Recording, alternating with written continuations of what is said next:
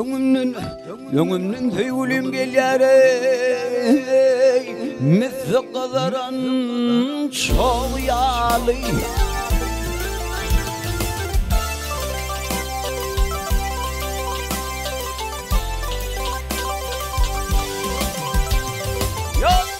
İnnam zanın ebnel vey Mi ve fi bişen bağyalı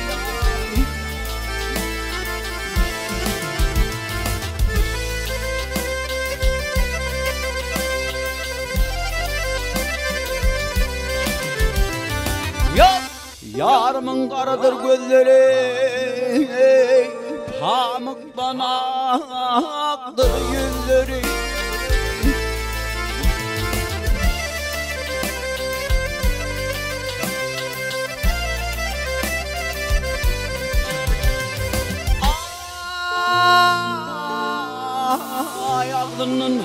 Aklından çıkyan sözleri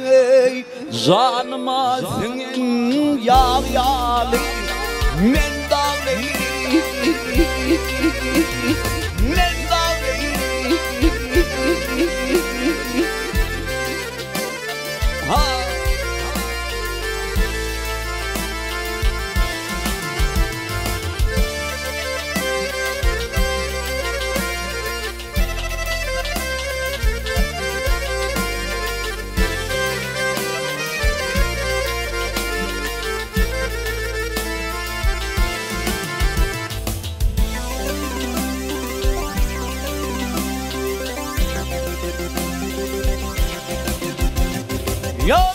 Yarımın koynunu kıslatam ey Öpüp yanaktan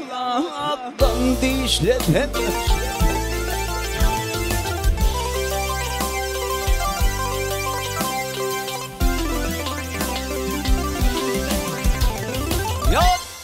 Kara taçın koloslatam ey Misli sırmasan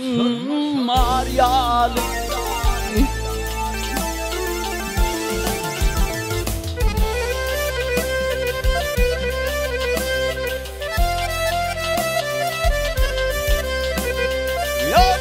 Oturdum oylanım ey Pervanı de gel pırlanım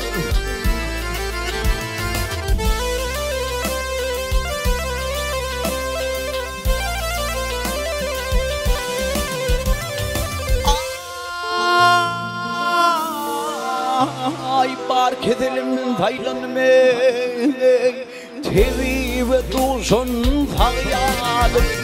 Men dağlıyım Men dağlıyım